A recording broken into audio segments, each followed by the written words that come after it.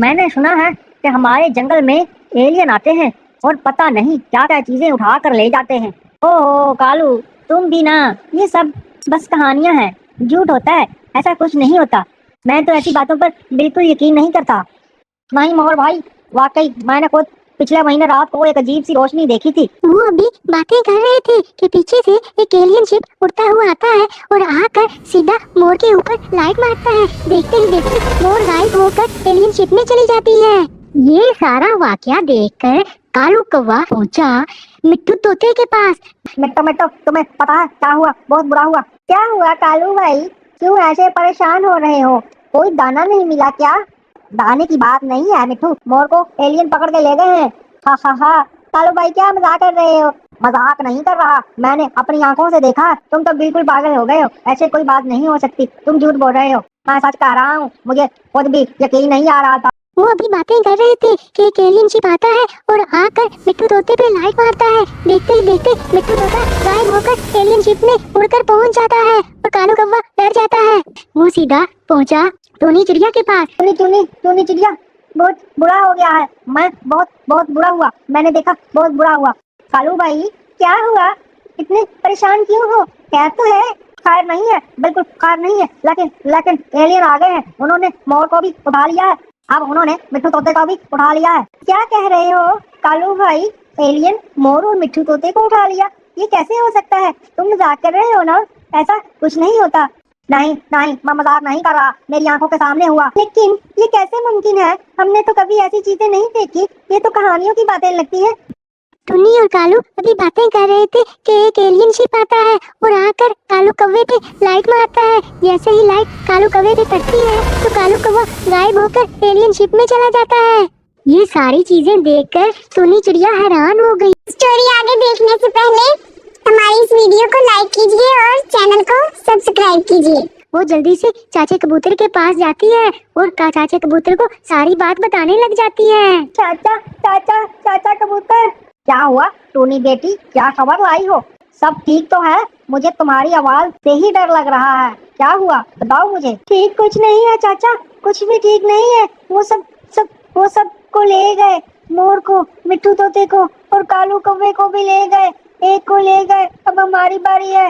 وہ ابھی باتیں کر رہے تھے کہ ایک ایلین شپ آتا ہے اور آ کر کبوتر پہ چاچا کبوتر پہ لائٹ مارتا ہے اور چاچا کبوتر بھی غائب ہو کر ایلین شپ میں چلا جاتا ہے۔ اب ٹونی چڑیا بہت پریشان ہوئی اور اس کو کچھ سمجھ نہیں آ رہا تھا وہ کیا کرے۔ وہ اپنے بچوں کے بارے میں بھی پریشان تھی، وہ سوچ میں تھی کہ اس کے بچے کہاں ہیں، گھر میں ہی ہے یا باہر ہے۔ وہ جلدی سے اپنے گھر اپنے بچوں کے پاس گئی۔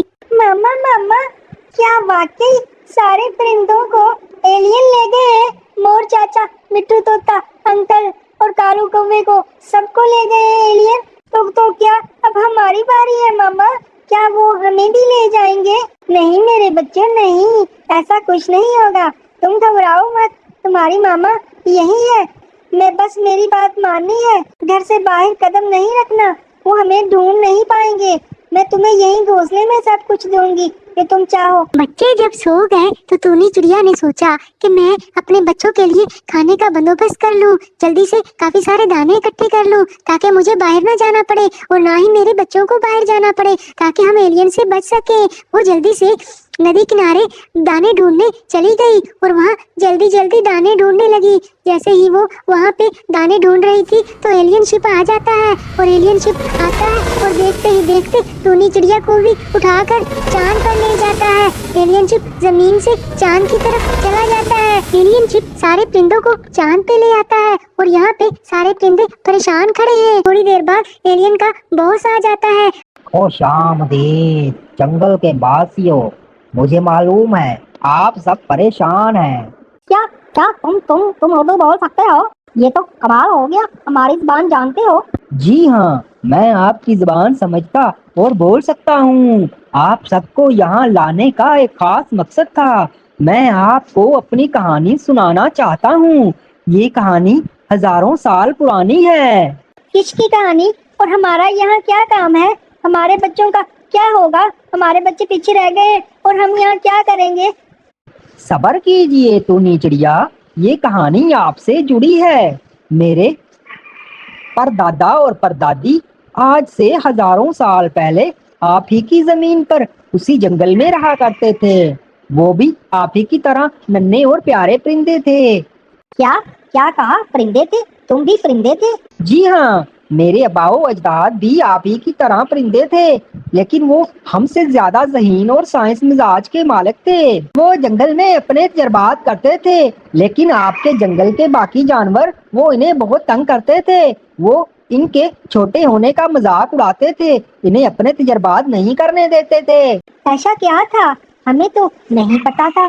ہاں مور، جنگل کے جانوروں نے ان پر زمین تنگ کر دی تھی اور وہ اتنے مایوس ہو گئے، انہوں نے ایک بڑا فیصلہ کیا۔ انہوں نے اپنی ذہانت اور سائنس کا استعمال کیا اور ایک ایسا جہاز بنایا جس میں بیٹھ کر وہ اس چاند پر آ گئے۔ جنگل کے جانوروں نے جب زمین تنگ کی تو وہ چاند پر آ گئے۔ یہاں آ کر انہوں نے اپنی نسل شروع کر دی اور اپنی سائنس کو مزید ترقی دی۔ آج ہم جو بھی ہیں انہی کی بدولت ہیں۔ تو پھر تم سب ہمارے ہی خاندان کے ہو؟ بالکل کالو کوا، ہم سب آپس میں رشتے دار ہیں، ہزاروں سال پرانے رشتے دار، اسی لیے ہم آپ کو یہاں لے کر آئے ہیں۔ ہم نہیں چاہتے کہ آپ کے ساتھ بھی وہی ہو جو ہمارے آباء و اجداد کے ساتھ ہوا تھا۔ تو کیا تم ہمیں یہاں رکھنے آئے ہو؟ یہاں کیا ملے گا ہمیں؟ یہاں تو کچھ بھی نہیں ہے۔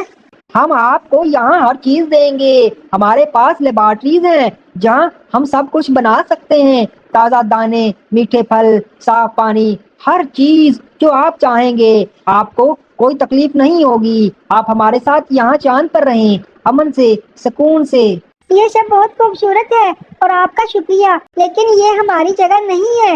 ہمارے بچے جنگل میں ہیں، وہاں درخت ہے، ہماری ہوا ہے، ہم وہاں کی مٹی کی خوشبو کے بغیر نہیں رہ سکتے۔ تم نے ہمارے آباء و اجداد کی کہانی سنائی، وہ ایک مجبوری تھی، لیکن ہم اپنی زمین نہیں چھوڑ سکتے۔ ہم اپنے جنگل میں محنت کرتے ہیں، ہمیں اپنا گھر، اپنا آسمان چاہیے۔